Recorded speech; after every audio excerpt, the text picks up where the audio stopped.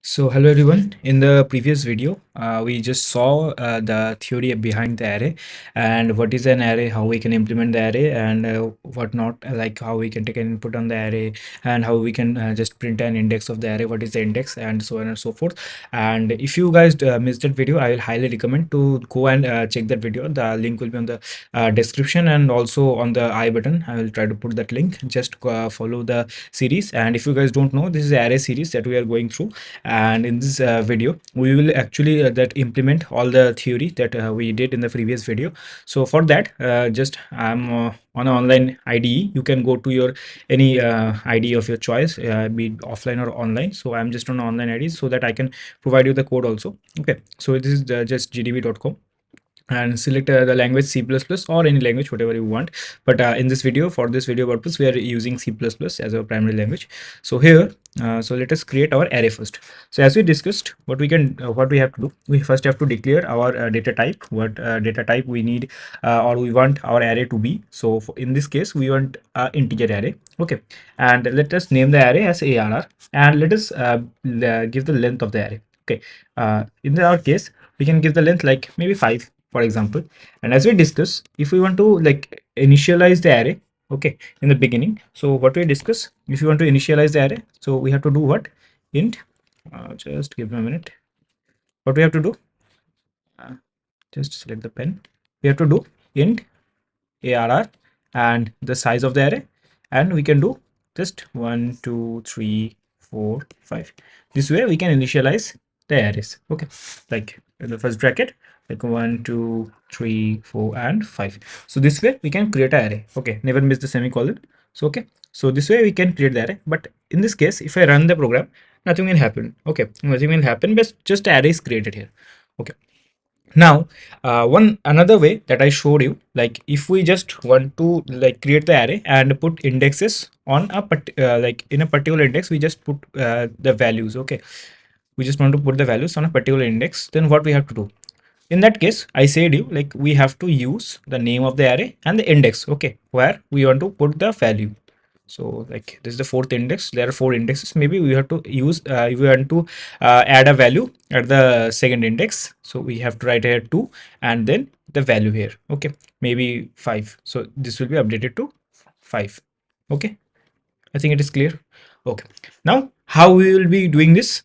So if we don't want to initialize the array here, then what we can do, we can just remove it and we can initialize every value like this. Like array 0 is equals to, maybe as we just discussed, like 1, and you can treat every index element as a separate variable. Okay, maybe 2 here, 2, and I can just copy it and just paste it. I can just change the value, like second index I can use 3, and the third index I can use 4, and for the last index we can use 5 here. Okay, fourth index we can use 5 here. Okay, and if I now just run the values, so the arrays are there, the array is created, but nothing will be print in our console. Why? Because we didn't get any output. Now we didn't print anything. So how we can print the print anything? What we can do, like we can use cout. Okay, and the array index where we want to print it, maybe we want to print the value present in the index 2. Okay, so what will happen? So and endl, it will print the value present in the index 2, which is 3. Okay, so just let us discuss this code for a little, like so that we understand what is going on. So in this case, what we are doing, we, in the first line, we created an array name as arr. There the length of the array is 5. Okay, so 0 1 2 3 and 4, there are 4 indexes. The name of the array is arr. Okay, in this line, at the 0th index we are putting the value 1, in the first index we are putting the value 2, and so on and so forth. At the second index we are using the value 3, in the third index we are putting the value 4, and similarly at the fourth index we are putting the value 5. Okay, and here in this line we are giving, like we are printing out the output of our array. Okay, but not our array, we are printing out the printing out the element which is present in our second index, which is apparently 3. Okay, so we are printing it out in our here. Now if you look the code, like here, so it is a tedious code, not Yes or no? It's a long code. We just created a 5 element we are created an array which have 5 elements. Now we just have to input every element here like manually, like go and give this element value in the first 0th index, put the value of 2 in the first index, put the value of 3 in the second index. We just don't want to do that. It's very tedious and very manual. As simply here also, like what we are doing here, like we are printing every index value as like manually, we are printing it cout, and we don't want to do that. Okay, we don't want to do that. Instead, what we want to do, like, just have a look. Can you see a pattern here? Like, can you see a pattern? Like, what is happening here? What is happening? If you just observe a thing, like here we are writing array and we are just equating with some values. Okay, and just have a look. If you just observe on this part, it is 0, 1, 2, 3, and 4. It is constantly increasing now. 0, 1, 2, 3, and 4. Can you use the loop here? Can we use a loop to input our values here? Can we use a loop? Maybe we can. We can. Yes or no? We can use a loop. What the condition of the loop will be? Maybe we are using a for loop. The loop will start from 0, and if the element is 5, then the loop will go up to 4. Okay. Or if it is n, it will be n minus 1. Okay. Whatever the value will be, it will be n minus 1. Okay. So let us try to like in the case of printing also, just give me a thing. In the case of printing also, if you're doing it, we can just go and use a loop also. How?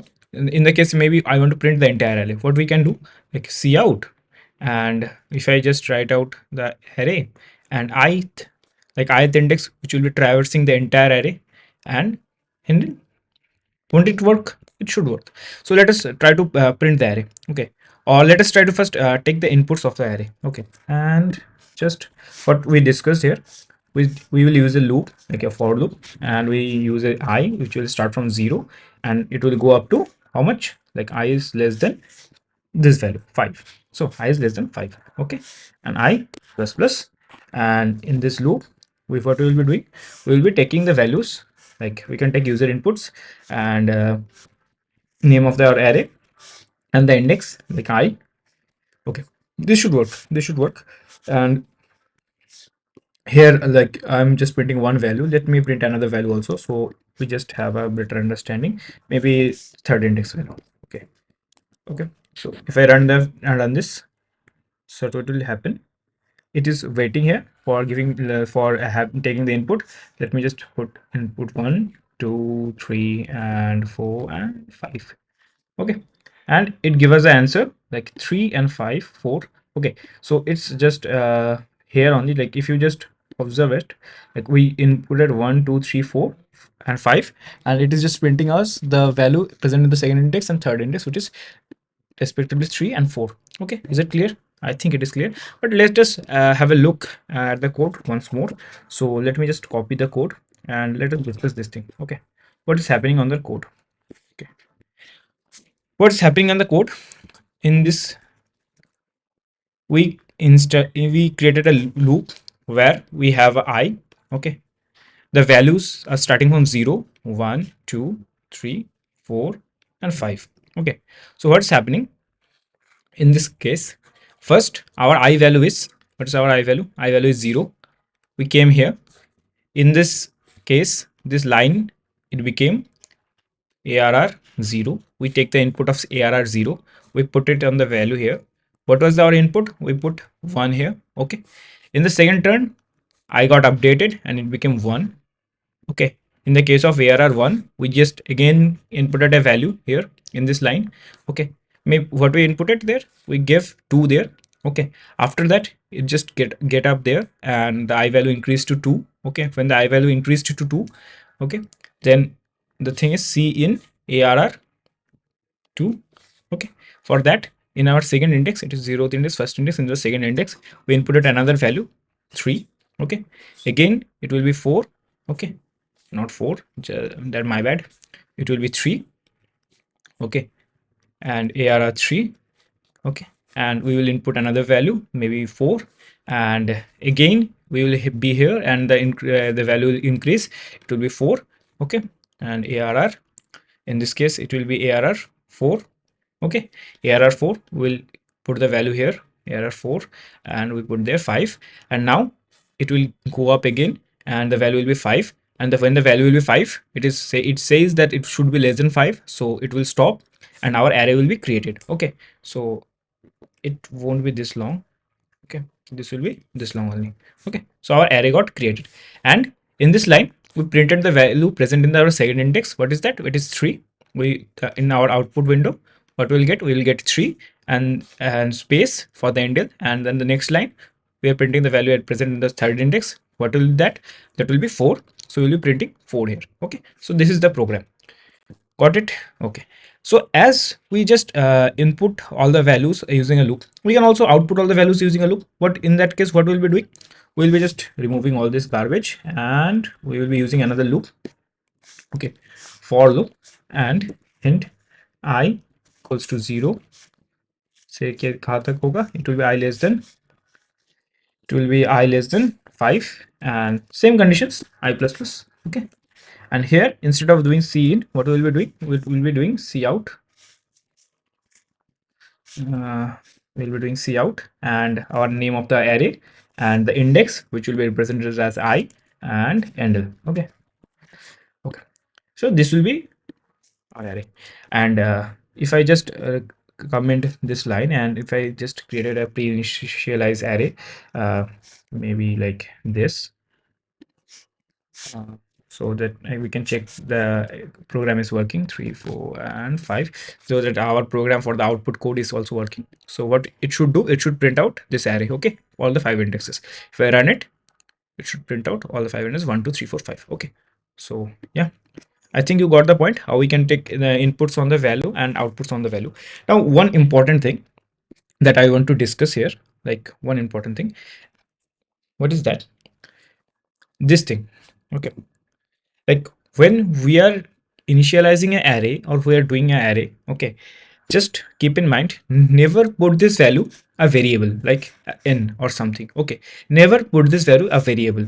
Okay, it's a wrong, it's wrong. So what I am saying you, like when you are declaring an array, maybe int arr, don't put this value as n. Okay, like n, and you can just 1 2 3 4. Okay, 3, just give me a minute, 3 4, and don't do it. Okay, it's wrong, it is syntactically wrong. And why it is wrong, like we will discuss on the next video. So don't do this, this is wrong first of all. And if you are doing like this also, something like int n, you are creating an n value up there and you are inputting it from the user, and then you are creating an array like int arr and you are using n here, so this is also wrong. Okay, this both of them are wrong. Okay, we can't create a variable size value, okay, variable size array. So some compilers may allow you, but it is wrong. Okay, we didn't use or we didn't create a variable size array. But why we didn't use the array, we will discuss it on the next part. Okay, next video. So it will be solely dedicated to this problem only, so why we don't use a variable size array. But in this video I just want to focus a little bit more, okay, on a thing. What is that? Maybe we just created an array, okay, of 5 size. Okay, and we didn't initialize anything. So just these are some few conditions. Okay, we didn't initialize the arrays, or we didn't initialize it with anything, we didn't take any input, or we didn't did anything, but we are printing the array. So what will happen in this case? What will happen? What we did, we just created an array, we didn't initialize it, then, and we are just printing it out. What will happen? In the case of variable, maybe we are creating a variable and we didn't initialize a value like int a, and we just initialize a variable and we didn't give it any value. So what will happen if I just want to print it out? We'll get some garbage value, yes or no? We are getting some garbage value. In the case of array also, we'll getting same thing. Okay, we'll be getting the garbage values only. So to prove it out, if I run the program with non-initialized array, you can say we are getting some garbage values, some zeros and some minus something. Okay, so this is one case. This is a case number 1. Remember this thing. Okay, in second case, what if we initialize the array but partially initialize it? What do you mean? What is that? Maybe what we did here, there we created an array int arr 5. Okay, and instead of giving it 5 elements, what if I just give it 1 and 2? What will happen here? What will happen? What will happen actually, the array will be created. Okay, one value will be there, two value will be there, And what do you think? What will happen here? Garbages? Actually not. We won't get garbage here. This will be zeros. Okay. The values will be initialized with 0. Okay. Let us check what we can do. We can just start it with we can initialize some value with some values here, like maybe 1 and 2. So we have just two values there, and the rest of this values are empty. So if I just start it, you can see we have zeros here. Okay, it's not garbage, they are zeros, they are initialized with zeros. Okay, got my point? It's not that hard, and not that means like anything complicated. It's just two points like which you should like put in mind. Just hear it out and just put in mind like what's happened. We just when we created an array, when we create an array but don't give any inputs, then we have just garbages. But if you create an array and if you get a some like short inputs or very few inputs, then the rest of the values will be initialized with zeros. Okay, so this is it for the video. On the next video we will discuss about why we just don't use variable size arrays, and why don't we use variables here. So on the next video we will discuss about this thing. So see you on the next video, and if you are watching still now, then please go and like and subscribe the video, and thank you for watching the video.